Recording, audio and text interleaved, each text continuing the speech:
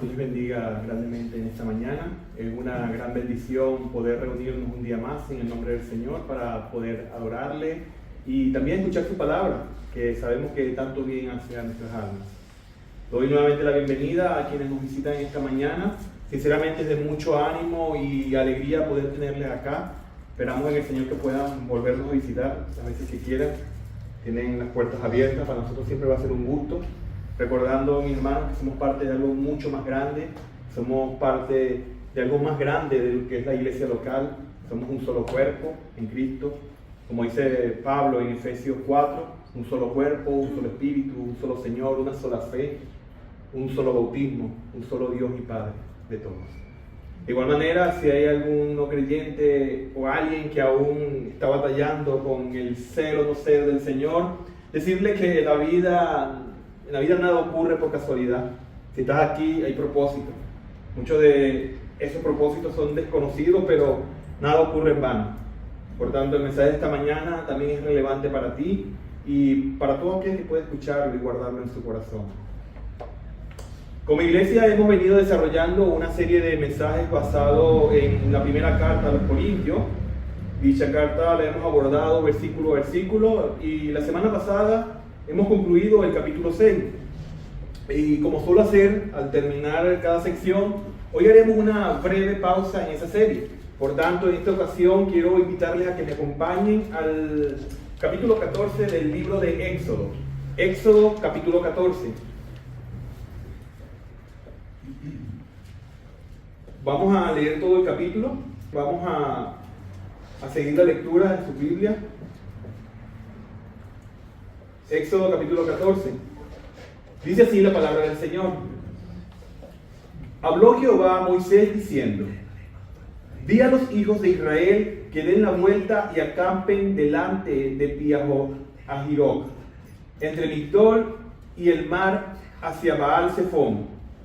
Delante de él acamparéis junto al mar, porque Faraón dirá de los hijos de Israel: encerrados están en la tierra, el desierto los ha encerrado. Y yo endureceré el corazón de Faraón para que los siga, y seré glorificado en Faraón y en todo su ejército. Y sabrán los egipcios que yo soy Jehová. Y ellos lo hicieron así. Y fue dado aviso al rey de Egipto que el pueblo huía, y el corazón de Faraón y de los siervos se volvió contra el pueblo, y dijeron: ¿cómo hemos hecho esto de haber dejado ir a Israel para que no nos sirva? Y unció su carro, y tomó consigo su pueblo, y tomó 600 carros escogidos, y todos los carros de Egipto, y los capitanes sobre ellos. Y endureció Jehová el corazón de Faraón, rey de Egipto, y él siguió a los hijos de Israel. Pero los hijos de Israel habían salido con mano poderosa. Siguiéndolos pues los egipcios con toda la caballería y carros de Faraón, su gente de a caballo y todo su ejército, los alcanzaron acampados junto al mar, al lado de Pi-hahiroc, delante de Baal-Zephón. Y cuando Faraón se hubo acercado, los hijos de Israel alzaron sus ojos, y he aquí que los egipcios venían tras ellos. Por lo que los hijos de Israel temieron en gran manera y clamaron a Jehová, y dijeron a Moisés: ¿no había sepulcros en Egipto que nos has sacado para que muramos en el desierto? ¿Por qué has hecho así con nosotros, que nos has sacado de Egipto? ¿No es esto lo que te hablamos en Egipto, diciendo: déjanos servir a los egipcios? Porque mejor nos fuera servir a los egipcios que morir nosotros en el desierto. Y Moisés dijo al pueblo: no temáis, estad firmes y ved la salvación de Jehová hará hoy con vosotros. Porque los egipcios que hoy habéis visto, nunca más para siempre lo veréis. Jehová peleará por vosotros, y vosotros estaréis tranquilos. Entonces Jehová dijo a Moisés: ¿por qué clamas a mí? Di a los hijos de Israel que marchen. Tú alza tu vara y extiende tu mano sobre el mar y divídelo. Y entren los hijos de Israel por en medio del mar en seco. Y he aquí yo endureceré el corazón de los egipcios para que los sigan. Y yo me glorificaré en Faraón y en todo su ejército, en sus carros y en su caballería. Y sabrán los egipcios que yo soy Jehová, cuando me glorifique en Faraón, en sus carros y en su gente de a caballo. Y el ángel de Dios que iba delante del campamento de Israel se apartó e iba en pos de ellos. Y asimismo la columna de nube que iba delante de ellos se apartó y se puso a sus espaldas. E iba entre el campamento de los egipcios y el campamento de Israel. Y era nube y tinieblas para aquellos. Y alumbraba a Israel de noche, y en toda aquella noche nunca se acercaron los unos a los otros. Y extendió Moisés su mano sobre el mar, e hizo Jehová que el mar se retirase por recio viento oriental toda aquella noche. Y volvió el mar en seco, y las aguas quedaron unidas. Entonces los hijos de Israel entraron por en medio del mar, en seco, teniendo las aguas como muro a su derecha y a su izquierda. Y siguiéndolo los egipcios, entraron tras ellos hasta la mitad del mar. Toda la caballería de Faraón, sus carros y su gente de a caballo. Aconteció a la vigilia de la mañana, que Jehová miró el campamento de los egipcios desde la columna de fuego y nube, y trastornó el campamento de los egipcios, y quitó la rueda de sus carros, y los trastornó gravemente. Entonces los egipcios dijeron: huyamos de delante de Israel, porque Jehová pelea por ellos contra los egipcios. Y Jehová dijo a Moisés: extiende tu mano sobre el mar, para que las aguas vuelvan sobre los egipcios, sobre sus carros y sobre su caballería. Entonces Moisés extendió su mano sobre el mar, y cuando amanecía el mar se volvió en toda su fuerza, y los egipcios al huir se encontraban con el mar. Y Jehová derribó a los egipcios en medio del mar. Y volvieron las aguas, y cubrieron los carros y la caballería, y todo el ejército de Faraón que había entrado tras ellos en el mar, no quedó de ellos ninguno. Y los hijos de Israel fueron por en medio del mar en seco, teniendo las aguas por muro a su derecha y a su izquierda. Así salvó Jehová aquel día a Israel de manos de los egipcios. E Israel vio a los egipcios muertos en la orilla del mar, y vio Israel aquel grande hecho que Jehová ejecutó contra los egipcios, y el pueblo temió a Jehová, y creyeron a Jehová y a Moisés su siervo. He titulado el mensaje del día de hoy: Cuando Dios abre caminos. Es un pasaje bastante conocido, tanto creyentes como no creyentes han escuchado de esta historia acerca de la división del Mar Rojo y el pueblo de Israel pasando por medio de él. Hay muchas cosas que podemos considerar en este pasaje. Hay muchos detalles importantes y de los cuales podemos extraer muchas enseñanzas. Sin embargo, esta mañana me centraré en 4 aspectos fundamentales acerca del obrar de Dios con su pueblo. Obrar que nos recuerda quién es ese Dios soberano al que adoramos, recordándonos que como pueblo de Dios debemos descansar en el obrar del Señor, quien soberanamente nos guía, fielmente nos sostiene, poderosamente nos protege y finalmente glorifica su nombre al salvarnos. Ahora bien, antes de abordar estos 4 aspectos que les menciono, necesitamos recordar brevemente el contexto en el que se encuentra el pasaje que acabamos de leer.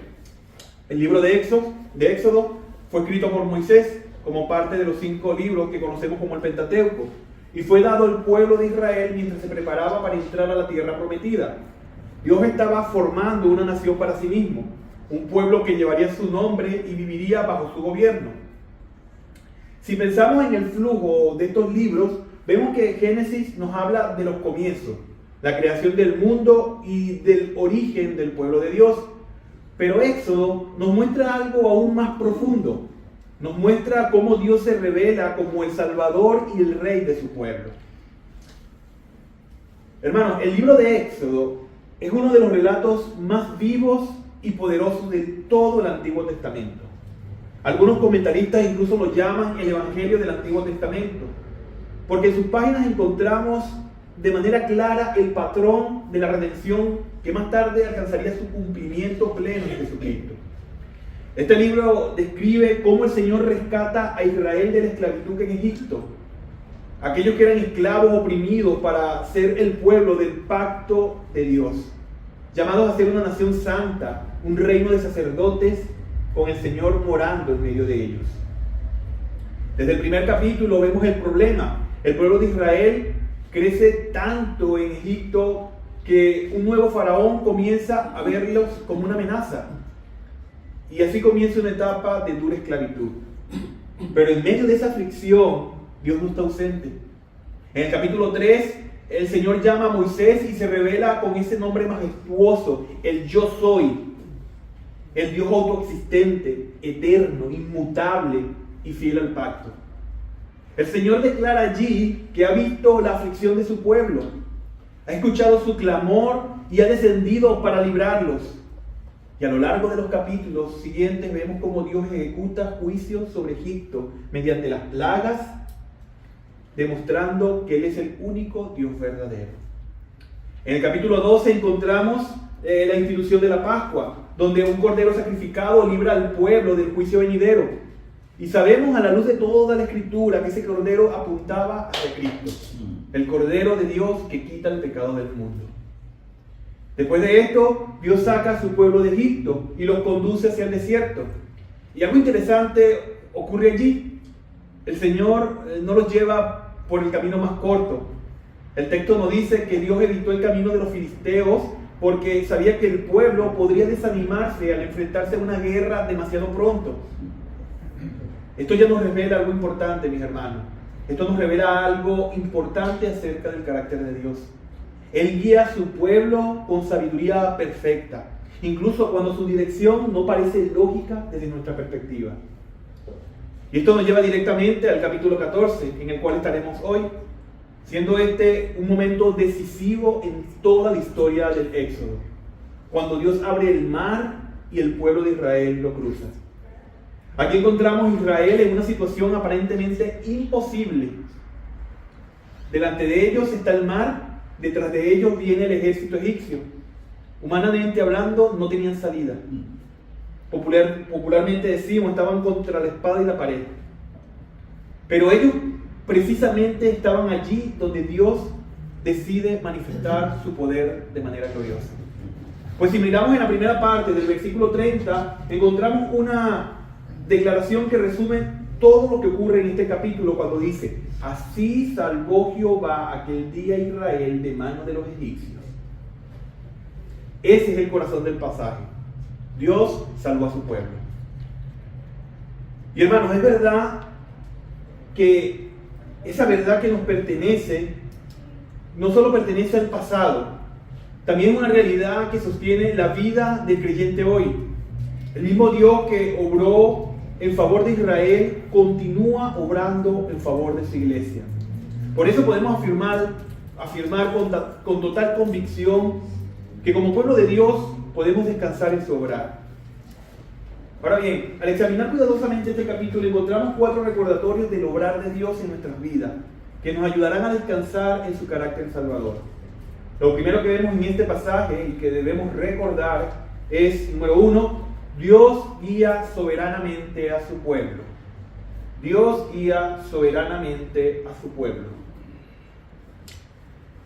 Hermanos, cuando llegamos a este momento de la narrativa en Éxodo 14, el pueblo de Israel ya ha experimentado el poder extraordinario de Dios en Egipto. Han visto las plagas, han visto caer dioses egipcios, han celebrado la Pascua y han salido finalmente de la esclavitud. Humanamente hablando, parecía que el camino hacia la libertad ya estaba abierto. Pero es precisamente aquí donde el Señor introduce un giro inesperado en la historia. El texto comienza diciendo que el Señor habló a Moisés y dijo, en el versículo 2, di a los hijos de Israel que den la vuelta y acampen. En otras palabras, Dios ordena al pueblo cambiar de dirección. Desde una perspectiva humana, esta orden parece ilógica. No solo parece un desvío innecesario, sino que termina colocando al pueblo en una posición aparentemente desastrosa. Como les decía, el mar delante de ellos, el desierto a los lados y el ejército egipcio acercándose por detrás. Ahora bien, debemos recordar que Moisés está escribiendo estos eventos para un pueblo que ya conoce el resultado final. Pero en ese momento, para los israelitas, la situación debió parecer completamente desconcertante. Dios los había liberado de Egipto, pero ahora parece guiarlos hacia una trampa. Esto nos obliga a mirar con atención lo que el mismo Dios declara en el versículo 4, que dice: yo endureceré el corazón de Faraón para que lo siga, y seré glorificado en Faraón y en todo su ejército. Noten bien, hermanos, que Dios está gobernando la escena completa. Lo que parece un caos para Israel en realidad es providencia perfectamente ordenada del cielo. Y este tema no aparece por primera vez aquí. Desde mucho antes el Señor había anticipado lo que ocurriría, pues en Éxodo 4:21 Dios ya había advertido que el corazón de Faraón sería endurecido. Y a lo largo de las plagas vemos esa misma realidad repetirse una y otra vez. No se trata de que Dios introduzca maldad en el corazón de Faraón. Más bien, Dios entrega al hombre a la dureza de su propio corazón rebelde, para que su pecado se manifieste plenamente y de esa manera podamos ver la naturaleza de la cual está. La Escritura describe este mismo principio en otros lugares. El apóstol Pablo, por ejemplo, explica en Romanos 1 que cuando los hombres rechazan la verdad de Dios, el Señor los entrega a los deseos de su propio corazón. Pero lo que aquí vemos es aún más profundo. La narrativa no solo nos muestra la responsabilidad humana, también nos muestra la soberanía absoluta de Dios sobre la historia. El Señor está guiando cada movimiento del pueblo y cada circunstancia del camino para cumplir un propósito mayor, el cual es manifestar su gloria y salvar a su pueblo. Esto es precisamente lo que afirma toda la enseñanza bíblica acerca de la providencia divina. El apóstol Pablo lo expresa con claridad en Efesios 1:11 cuando dice que Dios hace todas las cosas conforme al designio de su voluntad. Todas las cosas, hermanos, todas, no algunas. No solo lo que nos parece espiritual o religiosos, todas. Incluso las decisiones de los gobernantes están bajo el control soberano de Dios.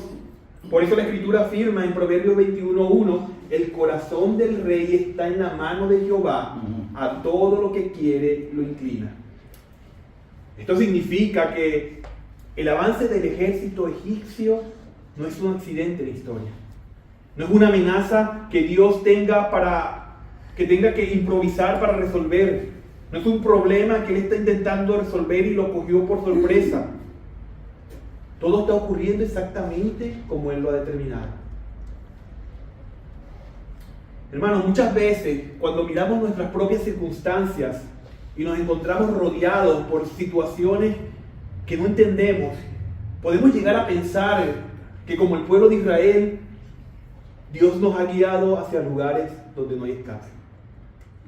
Pero noten bien, hermanos, Israel no estaba perdido en el desierto.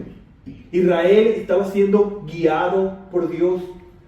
El mismo Dios que los había sacado de Egipto mediante poderosos actos de juicio, ahora estaba conduciendo cada paso de su camino.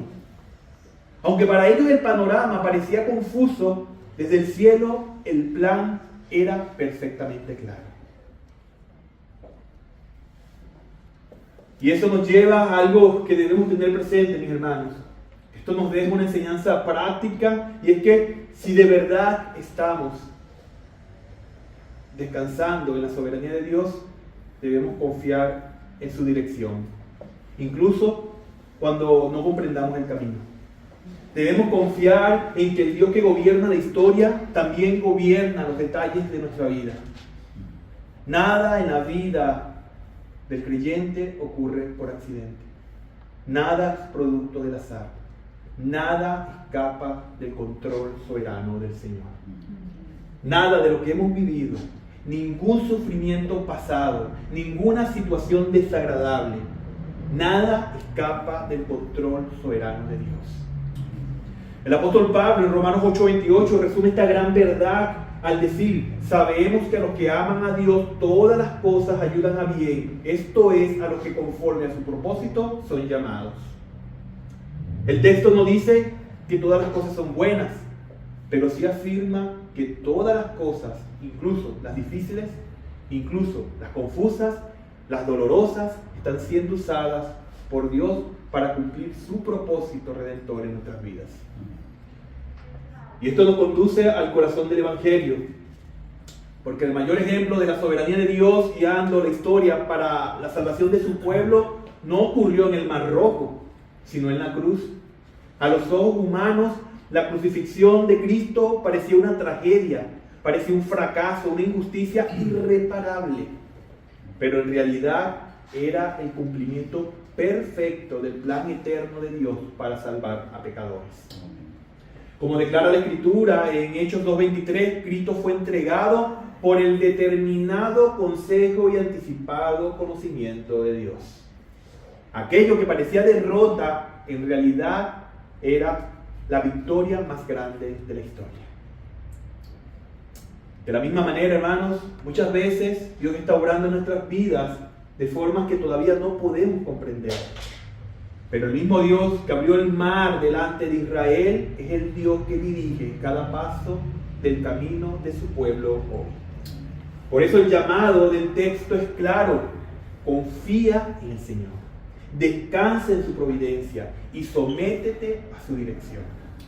Porque aunque el camino parezca extraño, el Dios que lo dirige es perfecto. Y Él siempre conduce a su pueblo hacia su gloria y a su salvación. Ahora bien, mis hermanos, este pasaje no solo nos muestra que Dios guía soberanamente a su pueblo. Si solo tuviéramos esa verdad, aún podríamos preguntarnos: ¿qué sucede mientras atravesamos el camino que Él ha trazado? Porque una cosa es saber que Dios dirige nuestros pasos y otra es experimentar su cuidado mientras caminamos por circunstancias difíciles. Y es precisamente aquí donde el texto nos muestra otra dimensión del carácter de Dios, y es que no solo Él dirige el camino de su pueblo, Él lo sostiene fielmente en medio del camino. Por eso la segunda verdad que vemos en este pasaje y que debemos recordar es: Dios sostiene fielmente a su pueblo. Dios sostiene fielmente a su pueblo. Esto lo vemos entre los versículos del 10 al 18 de este capítulo 14, donde se describe un momento profundamente humano en la historia del pueblo de Dios. Hasta aquí el Señor ha guiado soberanamente cada paso de Israel, pero ahora el texto nos permite ver lo que ocurre en el corazón del pueblo cuando las circunstancias comienzan a presionar su fe. El versículo 10 nos dice que cuando Faraón se acercaba, los hijos de Israel alzaron sus ojos y he aquí que los egipcios venían tras ellos, por lo que los hijos de Israel temieron en gran manera. La escena es dramática. El pueblo se encuentra atrapado con el mar delante de ellos y el ejército más poderoso de la región avanzando por detrás.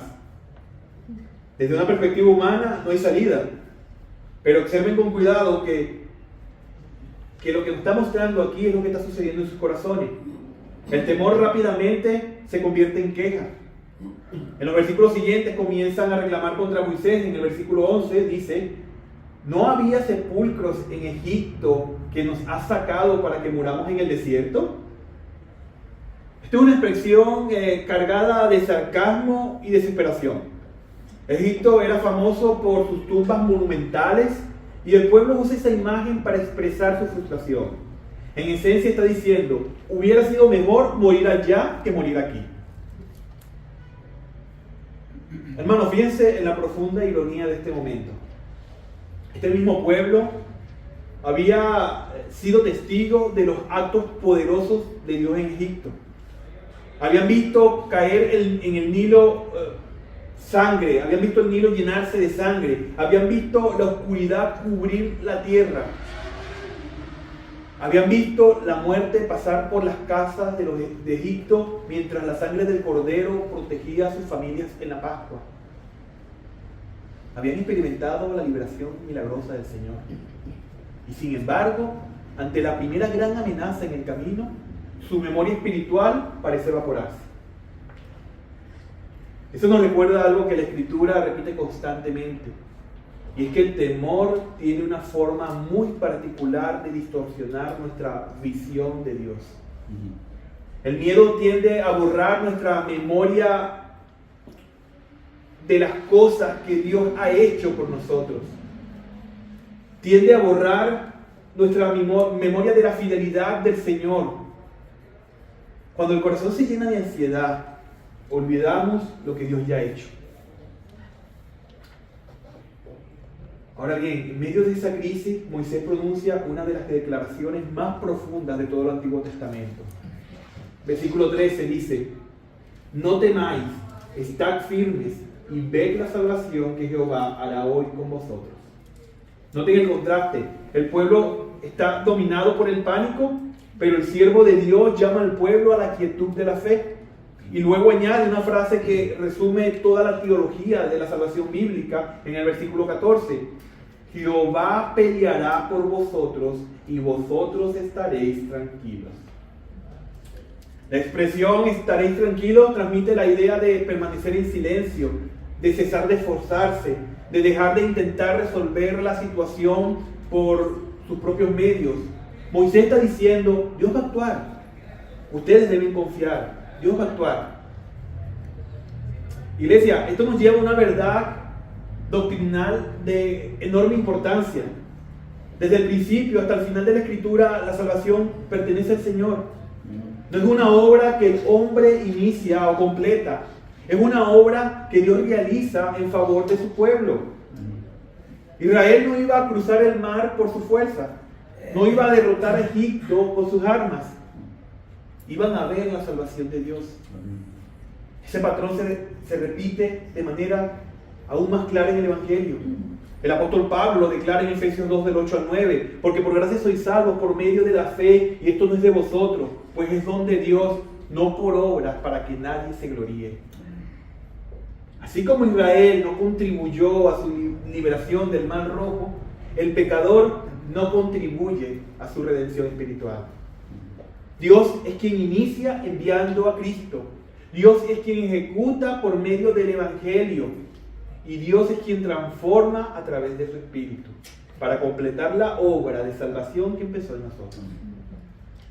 Pero observe bien cómo el Señor responde a Moisés en los siguientes versículos. Dios le dice en el versículo 15, ¿por qué clamas a mí? Di a los hijos de Israel que marchen. Es una respuesta que revela que la fe verdadera no es pasiva, ni es pasividad incrédula.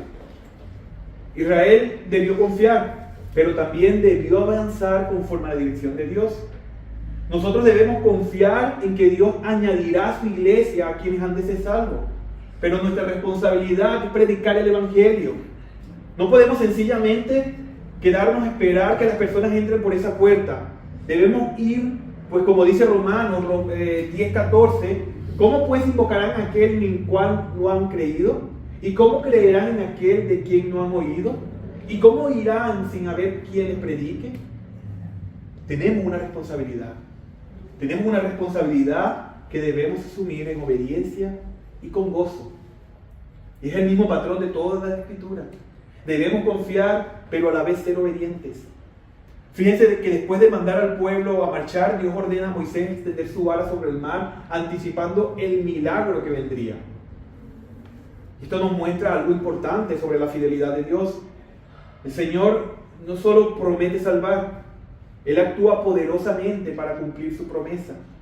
La fidelidad divina no es una idea abstracta, es una realidad concreta que se manifiesta en la historia. Eso es exactamente lo que las Escrituras afirman una y otra vez. El profeta Jeremías declara en Lamentaciones 3:22-23, por la misericordia de Jehová no hemos sido consumidos, porque nunca decayeron sus misericordias. Nuevas son cada mañana, grande es tu fidelidad. ¿Qué significa esto para nosotros hoy? Significa que muchas veces reaccionamos como Israel cuando las circunstancias nos rodean. Dios ha sido fiel con nosotros, nos ha sostenido en el pasado, nos ha perdonado en Cristo, nos ha guardado hasta hoy. Y aún así, cuando enfrentamos una nueva prueba, el temor amenaza con dominar nuestro corazón.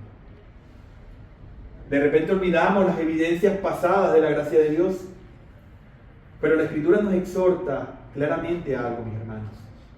Y es que en medio del temor debemos volver a recordar la fidelidad del Señor.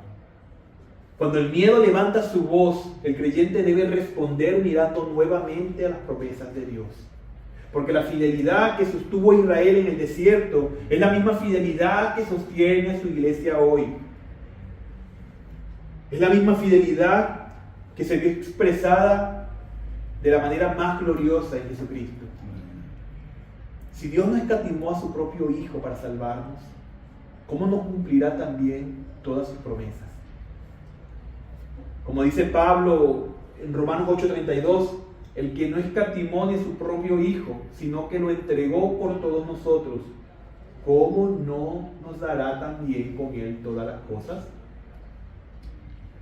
Por eso, mis hermanos, cuando el miedo nos rodee y el camino parezca cerrado, recordemos que el Dios que nos salvó también nos sostiene. El Dios que nos redimió también nos guarda porque somos su pueblo. Nuestra esperanza no descansa en nuestra fuerza, ni en nuestra capacidad para resolver circunstancias, sino en la fidelidad inquebrantable del Señor. Pues el mismo Dios que peleó por Israel sigue peleando hoy por su pueblo. Hasta este punto hemos visto cómo el pasaje nos recuerda que Dios guía soberanamente a su pueblo y también nos sostiene fielmente en medio del temor y la debilidad de su fe. Pero el peligro aún está allí. El ejército egipcio sigue avanzando y humanamente hablando la amenaza es real. Sin embargo, es precisamente en ese momento cuando el pasaje nos permite ver otra faceta gloriosa del obrar de Dios. Y es que el Señor no solo guía, no solo sostiene su pueblo, sino que también lo protege poderosamente de sus enemigos. Es por ello que la tercera verdad que vemos en este pasaje y que debemos recordar es, número 3, Dios protege poderosamente a su pueblo. Dios protege poderosamente a su pueblo. A medida que continuamos avanzando en la narrativa del texto, vemos uno de los momentos más angustiantes para el pueblo de Israel. El pueblo está frente al mar, el ejército egipcio se acerca rápidamente y humanamente hablando no tiene escapatoria. Pero precisamente en ese momento es cuando la Escritura nos permite ver con mayor claridad la intervención poderosa de Dios en favor de su pueblo. Dice el versículo 19: el ángel de Dios que iba delante del campamento de Israel se apartó e iba en pos de ellos. Ahora bien, cuando leemos en el Antiguo Testamento con atención, descubrimos que esta figura del ángel de Dios aparece repetidamente en momentos decisivos de la historia redentora. El ángel de Jehová.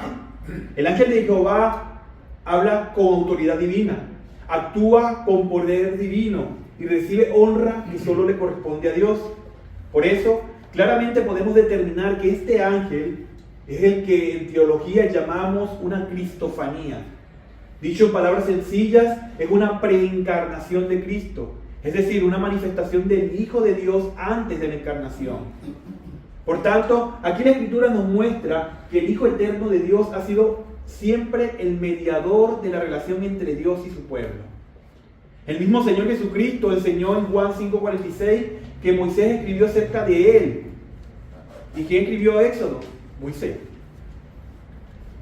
Por su parte, el apóstol Pablo, reflexionando sobre los eventos del Éxodo, afirma que en 1 Corintios 10:4 que la roca espiritual que acompañaba a Israel era Cristo. De modo que lo que vemos aquí es profundamente consolador. Y es que Dios, para salvar a su pueblo, también decide caminar con su pueblo. No los abandona en el momento del peligro. Los versículos 19 y 20 nos dicen que el ángel de Dios se movió detrás del campamento de Israel y al mismo tiempo la columna de nube se colocó entre el campamento de Israel y el campamento de Egipto. Para su pueblo era luz, para los otros era oscuridad. Para su pueblo era protección, para los otros era confusión. Fíjense lo que está ocurriendo aquí. Dios mismo se interpone entre su pueblo y el enemigo. La misma presencia divina que guía al pueblo ahora se convierte en su escudo. Israel no tiene murallas, no tiene ejército organizado, no tiene estrategia militar, pero tiene algo infinitamente más poderoso: la presencia del Dios del pacto.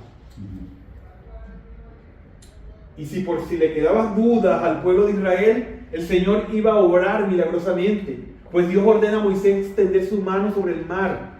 Y el versículo 21 dice que el Señor hizo que el mar se retirara mediante un fuerte viento oriental durante toda la noche. Luego nos narra con gran énfasis y claridad en el versículo 22 que las aguas fueron divididas y el pueblo entró por en medio del mar en seco, teniendo las aguas como muro a su derecha y a su izquierda. El punto del texto no es simplemente que el mar se movió. El punto es que Dios abrió un camino donde no existía.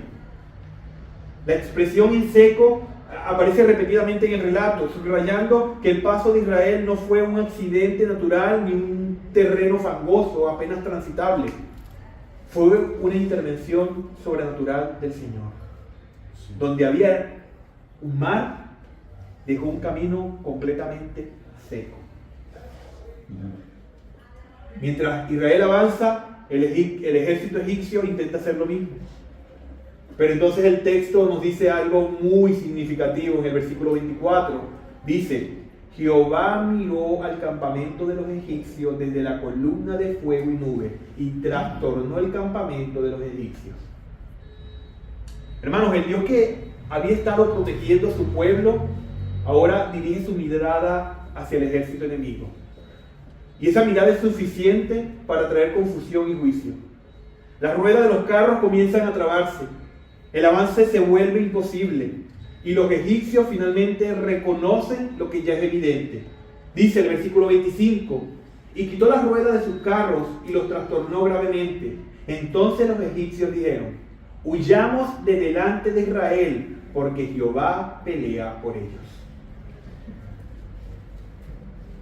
Sin embargo, como nos muestra el relato, cuando el último israelita ha cruzado, el Señor ordena a Moisés extender nuevamente la mano sobre el mar. Las aguas regresan a su lugar y el ejército egipcio queda completamente destruido. Ahora bien, debemos detenernos aquí un momento y reflexionar. Debemos ver lo que este evento revela acerca de la obra de Dios. Un mismo acontecimiento produce dos resultados completamente diferentes. Para Israel, el mar es un camino de salvación. Para Egipto, el mar se convierte en instrumento de juicio. Esto nos recuerda que la intervención de Dios nunca es neutral. La misma presencia divina que salva a unos, condena a otros. El apóstol Pablo explica este principio cuando habla del mensaje del Evangelio en 1 Corintios 1:18, cuando dice que la palabra de la cruz es locura para los que se pierden, pero para los que se salvan es poder de Dios. La misma cruz que trae salvación al creyente se convierte en testimonio de condenación para quien la rechaza. Lo que vemos en el Mar Rojo, en cierto sentido, es una anticipación de esa realidad profunda. Dios abre un camino de liberación para su pueblo, pero al mismo tiempo ejecuta juicio sobre quienes persisten en su rebelión. Esto nos lleva a considerar nuevamente un par de cosas. En primer lugar, el texto nos recuerda que Dios protege a su pueblo porque le pertenece, pues somos quien Dios ha redimido y adoptado como suyos. Por eso el salmista puede declarar con confianza en el Salmos 46:1: Dios es nuestro amparo y fortaleza, nuestro pronto auxilio en las tribulaciones. El texto no dice que el pueblo de Dios nunca enfrentará tribulación. Israel sí enfrentó peligro real, pero en medio del peligro, Dios mismo fue su defensa. La protección divina no significa ausencia de pruebas, significa preservación en medio de ellas. Y esta verdad alcanza su máxima expresión en las palabras de nuestro Señor Jesucristo, el cual dijo en Juan 10:28 acerca de sus ovejas: yo les doy vida eterna y no perecerán jamás, ni nadie las arrebatará de mi mano. Hermanos, esa es la seguridad del pueblo de Dios. Nuestra preservación no descansa en nuestras fuerzas, ni en nuestra capacidad para resistir, sino en la fidelidad del buen pastor que guarda sus ovejas. Por otra parte, podemos ver también una advertencia. Es que el mismo Dios que protege a su pueblo es el Dios que juzga a quienes persisten en su rebelión. El ejército egipcio no pereció por accidente, pereció porque se levantó en contra del propósito de Dios. Por eso el llamado del Evangelio es urgente. Dios abre un camino de salvación en Jesucristo, pero ese camino no permanecerá abierto indefinidamente. El mismo Señor que salva también es el juez de toda la tierra. De modo que este pasaje nos invita a descansar en la poderosa protección de Dios a quienes pertenecemos a Él, pero también llama a refugiarse en Cristo a quienes están fuera de ese pueblo redimido. Porque al final de la historia solo habrá dos resultados. Al final de la historia solo habrá dos caminos: salvación para los que confían en Él y juicio para los que quieren endurecer su corazón. Y hoy, mientras la gracia de Dios es proclamada, el camino de salvación sigue abierto. Hasta ahora, por medio de este pasaje, hemos visto tres recordatorios del obrar de Dios en nuestras vidas. Número 1, Dios guía soberanamente a su pueblo. Número 2, Dios sostiene fielmente a su pueblo. Número 3, Dios protege poderosamente a su pueblo. Ahora bien, todo esto estaba conduciendo hacia un propósito mayor. Porque el objetivo final de la obra de Dios no es simplemente liberar a su pueblo del peligro inmediato, sino manifestar la gloria de su nombre en la salvación que Él mismo realiza. Y es precisamente eso lo que vemos en los versículos finales de este capítulo, donde el relato nos muestra la cuarta y última verdad de este pasaje. Número 4. Dios se glorifica en la salvación de su pueblo. Dios se glorifica en la salvación de su pueblo. Después de la noche de tensión, del paso por el mar y del juicio sobre el ejército egipcio, el versículo 30 declara: así salvó Jehová aquel día a Israel de manos de los egipcios. Israel no se salvó por ingenio, ni por capacidad o por el poder de Moisés. Dice la palabra que Jehová salvó. El énfasis del relato está colocado completamente sobre la acción de Dios. El Señor fue quien abrió el mar, quien confundió el ejército de egipcios y quien finalmente cerró las aguas sobre ellos. La liberación fue una obra divina de principio a fin. Por primera vez desde que comenzó la persecución, Israel contempla la derrota total de sus enemigos. Después de tanto tiempo siendo esclavizados, perseguidos, sometidos, asesinados y ultrajados, después de tanto tiempo, por fin puede contemplar la derrota total de sus enemigos. El versículo 30 dice que Israel vio a los egipcios muertos a la orilla del mar. Aquellos que habían sido sus opresores durante generaciones, aquellos que habían reducido a esclavitud al pueblo, ahora yacen derrotados por el poder del Dios del pacto. Pero el pasaje no se detiene simplemente en describir la victoria, nos muestra también lo que esta salvación produjo en el corazón del pueblo. Dice en el versículo 31, resume tres respuestas espirituales que brotan de esta intervención divina. Dice el texto: y vio Israel aquel grande hecho que Jehová ejecutó contra los egipcios, y el pueblo temió a Jehová, y creyeron a Jehová y a Moisés su siervo. Primero, el pueblo ve la obra de Dios. Esto nos recuerda que la fe bíblica no está construida sobre un mito o sobre ideas abstractas. Está fundada sobre actos reales de Dios en la historia. Israel no estaba simplemente escuchando una explicación teológica. Ellos estaban contemplando con sus propios ojos la intervención poderosa del Señor. Y esto es importante, mis hermanos, porque la revelación bíblica siempre está ligada a la acción redentora de Dios.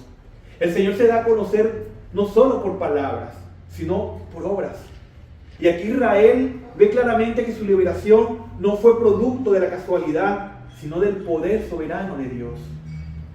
Por otra parte, el texto dice que el pueblo temió a Jehová. Este temor no es simplemente miedo. En la Escritura el temor del Señor describe una reverencia profunda, una conciencia de la majestad y la santidad de Dios que produce humildad en el corazón humano. El pueblo comprende que el Dios que los ha salvado es un Dios infinitamente poderoso y digno de adoración. Y finalmente el texto dice que creyeron a Jehová y a Moisés su siervo. Por tanto, aquí la fe del pueblo fue fortalecida. Aquellos que pocas horas estaban dominados por el pánico y la queja, ahora reconocen la fidelidad de Dios y confían en el liderazgo que Él mismo había establecido. Hermanos, la salvación siempre tiene como propósito final la gloria de Dios. La salvación no tiene como propósito la gloria del hombre, sino la gloria exclusiva de Dios. Dios salva para manifestar quién es Él. Dios redime para que su nombre sea exaltado. El rescate de Israel no era solamente para liberar a un pueblo de esclavitud, era para revelar al mundo el poder y la fidelidad del Señor. El apóstol Pablo expresa esta misma verdad cuando describe la obra de la redención en Efesios 1:6, diciendo que Dios nos salvó para la alabanza de la gloria de su gracia. La salvación comienza en la gracia de Dios. Se realiza por el poder de Dios y finalmente termina en la gloria de Dios. Ahora bien, cuando leemos este relato a la luz del resto de la Escritura, comprendemos que este evento apunta hacia una liberación aún mayor. El Éxodo fue una poderosa obra de redención, pero no fue la redención definitiva. Fue una anticipación de algo más grande. Siglos después, el autor de Hebreos reflexiona sobre este evento y declara en Hebreos 11:29 lo siguiente: por la fe pasaron el mar rojo como por tierra seca, e intentando los egipcios hacer lo mismo, fueron ahogados. La fe del pueblo descansaba en la promesa de Dios, y esa fe les permitió avanzar cuando humanamente parecía todo imposible. Por otra parte, la Escritura también nos muestra que el Éxodo apunta hacia la obra redentora de Cristo. Así como Dios abrió un camino a través del mar para liberar a su pueblo de la esclavitud, en la cruz abrió un camino para liberar a pecadores de una esclavitud aún más profunda: la esclavitud del pecado y de la muerte. En la cruz, Jesucristo enfrentó el juicio que nosotros merecíamos. Él tomó sobre sí la condenación que correspondía a nuestros pecados, para que aquellos que crean en Él puedan experimentar la salvación de Dios. Esto significa que la obra que Israel vio en el Mar Rojo encuentra su cumplimiento más glorioso en el Evangelio. Allí vemos con claridad que la salvación pertenece únicamente al Señor. ¿Qué significa esto para nosotros hoy? Significa que cuando comprendemos verdaderamente lo que Dios ha hecho por nosotros, el resultado inevitable debe ser el mismo que vemos en este pasaje: temor reverente y fe renovada. Produce temor reverente porque entendemos que el Dios que nos salvó es santo, es poderoso y digno de toda nuestra adoración. Produce fe renovada porque recordar lo que Dios ya ha hecho fortalece nuestra confianza en lo que aún hará. Hermanos, recordar lo que Dios ha hecho, recordar de dónde el Señor nos ha sacado y de que nos libró, es vital para la vida cristiana. Cuando recordamos las obras de Dios en la historia, y sobre todo cuando recordamos la obra de Cristo en la cruz, nuestro corazón es fortalecido para confiar en Él, aún en medio de la adversidad. Al mismo tiempo, este pasaje nos recuerda algo importante: es que la salvación que Dios ofrece debe ser recibida por fe. Israel tuvo que avanzar por el camino que Dios abrió. Los egipcios, en cambio, perecieron en el mismo lugar donde el pueblo de Dios encontró liberación. De la misma manera, el Evangelio presenta hoy un camino de salvación en Cristo.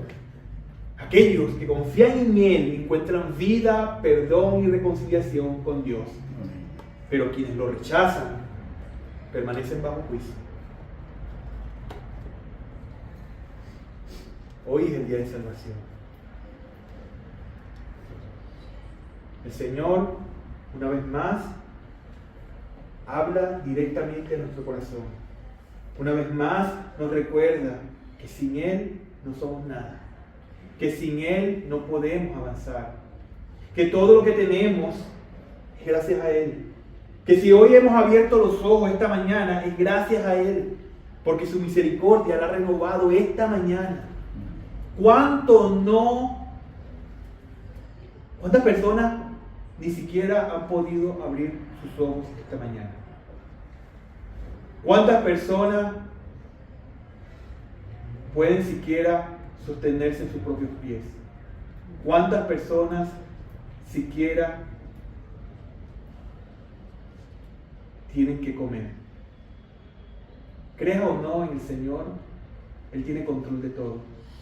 Y Él extiende su misericordia sobre justo y injusto. Pero sabemos que nuestra vida es pasajera. Sabemos que esto no termina aquí. Sabemos que fuimos creados para una eternidad. Sabemos que nada de lo que hagamos ni tengamos puede llenar ese vacío que solo Dios puede llenar. Necesitamos del Señor. Pero para llegar a Él, hay que ir con fe, en arrepentimiento. Por eso, mientras contemplamos la obra poderosa de Dios en este pasaje, el llamado es claro: temer al Señor, confiar en su salvación y vivir para la gloria de su nombre. Porque al final, toda verdadera salvación tiene un propósito supremo: que Dios sea conocido, que Dios sea honrado y exaltado por su pueblo redimido. Para concluir, mis hermanos, debemos recordar que el cruce del Mar Rojo no es simplemente una historia impresionante del pasado. No es solo un episodio dramático en la historia de Israel. En realidad, este evento es una imagen poderosa del Evangelio mismo. Israel estaba completamente atrapado delante del mar, detrás del ejército egipcio, a los lados del desierto. Humanamente no había salida. No tenían estrategia, no tenían fuerza, no tenían cómo salvarse a sí mismos. Y fue precisamente en ese momento cuando Dios abrió un camino donde no había. Hermanos, esa misma realidad describe la condición espiritual del ser humano delante de Dios. La Escritura nos dice que nosotros también estábamos atrapados, no entre un mar y un ejército, sino bajo una esclavitud aún más profunda, la esclavitud del pecado, sin poder liberarnos, sin capacidad para reconciliarnos con Dios por nuestras propias fuerzas. Pero así como el Señor abrió el mar para Israel, Dios abrió un camino de salvación para pecadores por medio de Jesucristo.